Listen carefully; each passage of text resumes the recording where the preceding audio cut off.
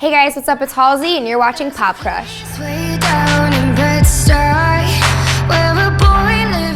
The Room 93 EP was supposed to be voyeuristic. It was supposed to be giving people some overly expository insight into my life, because that's kind of what my project is about. It's about authenticity, it's about being honest, it's about bearing all. What you see is what you get. You know, men talk about things that are sexual and things that are intimate and romantic and forlorn in their music, and it's something that's celebrated. But when a woman does it, it's not really interpreted the same way. So for me, it's about putting as much of myself as I can out there.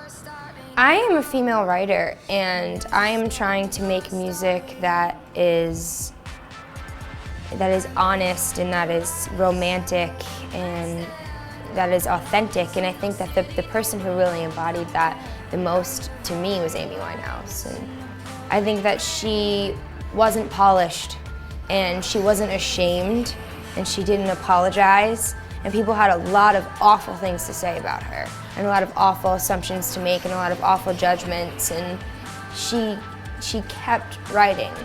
I think that one of the things I respect the most about Amy Winehouse is that my mission in music is to immortalize myself. And that sounds like an arrogant pursuit, but really what it is for me is taking the demons in my life that are trying to kill me, essentially, figuratively, and almost turn it around on them and use it to live forever by writing about them. That's the mission. That's what every artist wants to do, is to live on and to postpone their second death, if you will. And I think that she executed it almost perfectly, and she's an incredible inspiration to me because of that. I think that the thing for me and my fans is that I don't really treat them like fans. And every artist wants to say that. Every artist wants to be like, oh, I don't treat my fans, like they're like my friends. But that is the reality of my project. Like, I want to lessen the gap between artist and listener.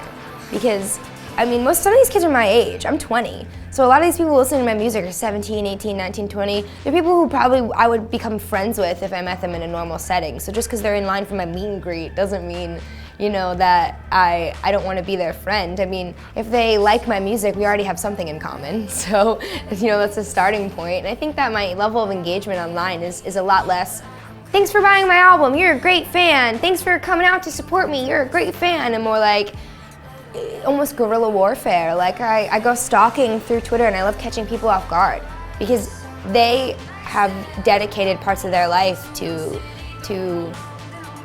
celebrating mine. Some of these kids come home from school, drop their backpack, sign online, and immediately are on a Twitter account that has my name in the handle. And they're on it till dinner time, and they're on it till their mom's telling them, go to bed. And then they sign off and then they go to sleep, and they wake up and they do the same exact thing the next day.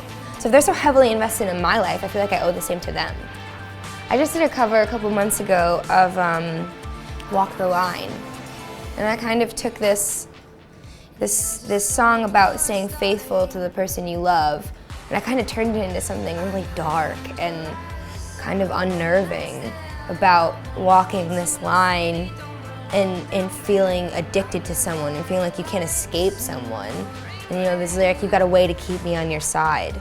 And I sing it with this anger. I listened back on the cover and I'm like, God, who was I mad at? Like, I was really mad at someone when I recorded this.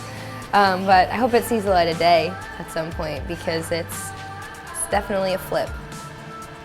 I've been listening to a lot of UK music recently. I love a group called Years and Years.